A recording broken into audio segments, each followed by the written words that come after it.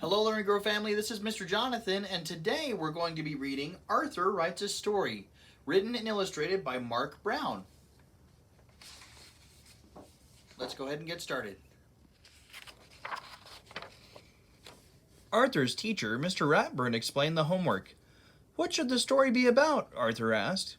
"Anything," Mr. Ratburn said. "Write about something that is important to you. Write a story. Have a beginning, a middle, and end. Use details. Be creative." Arthur started his story the minute he got home. He knew exactly what he wanted to write about.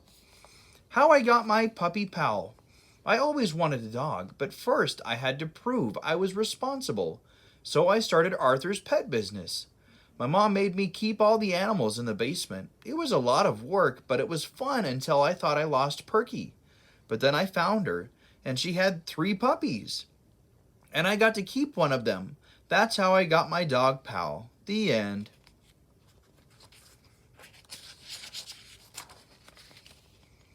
Arthur read his story to D.W.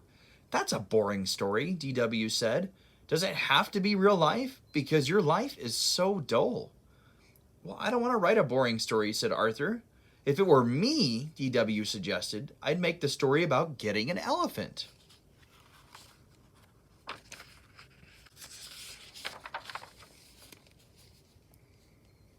The next day, Arthur read his new story to Buster.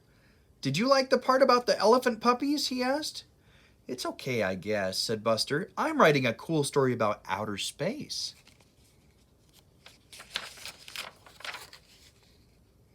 "Maybe my story should take place on the moon," thought Arthur.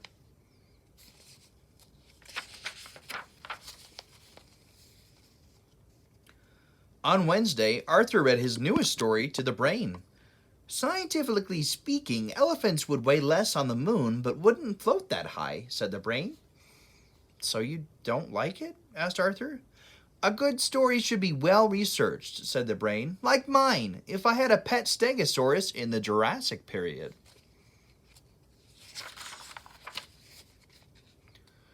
Arthur hurried to the library. "What are all those books for?" asked Francine. "Research," said Arthur. "I'm writing about my pet 5-toed mammal of the genus Loxodonta." Your what?" asked Francine. "My elephant," Arthur explained. "Oh," said Francine. "I'm putting jokes in my story."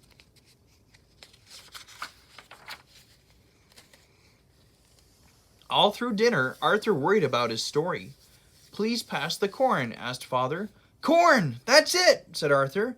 "Purple corn and blue elephants on planet Smellephant. Now that's funny." "Arthur is acting weirder than usual," said D.W.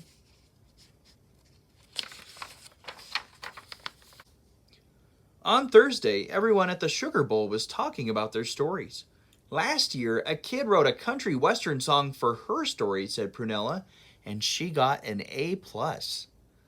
"How do you know?" asked Arthur. "That kid was me," explained Prunella. "Mr. Ratburn said I should send it to a record company. It was that good." "Wow," said Arthur.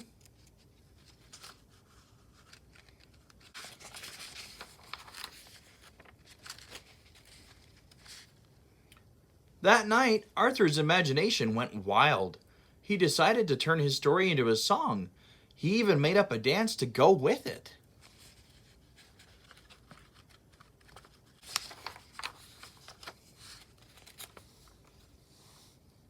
Later, he tried it out on his family. "Now this little boy can go home and enjoy his own personal striped elephant, and you will see how happy he will be here on planet Schmelephant."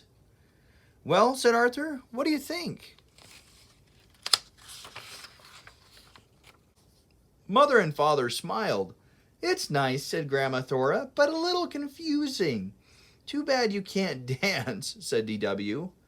"What am I going to do?" said Arthur.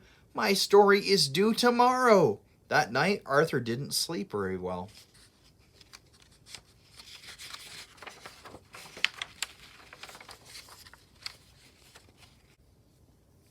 The next day, Arthur worried until Mr. Ratburn finally called on him. When Arthur's song and dance was over, the classroom was so quiet. It was almost spooky. Binky raised his hand. Did that really happen?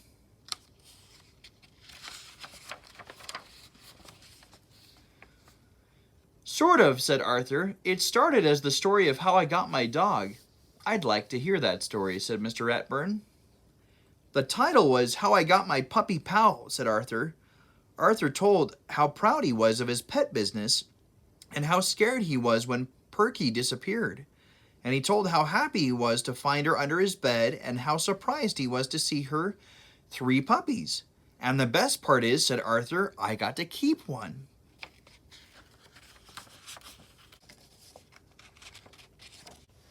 Buster said, I like that story better than your other one. Great story, said Binky. I think Arthur's story was the best, said Francine. Good work, said Mr. Ratburn. Of course, I expect you to write it all down by Monday. Then Mr. Ratburn gave Arthur a gold sticker. Oh, and one more thing, he said. Leave out the dancing. That's the end of our story today. Thanks for stopping by. We'll see you next time.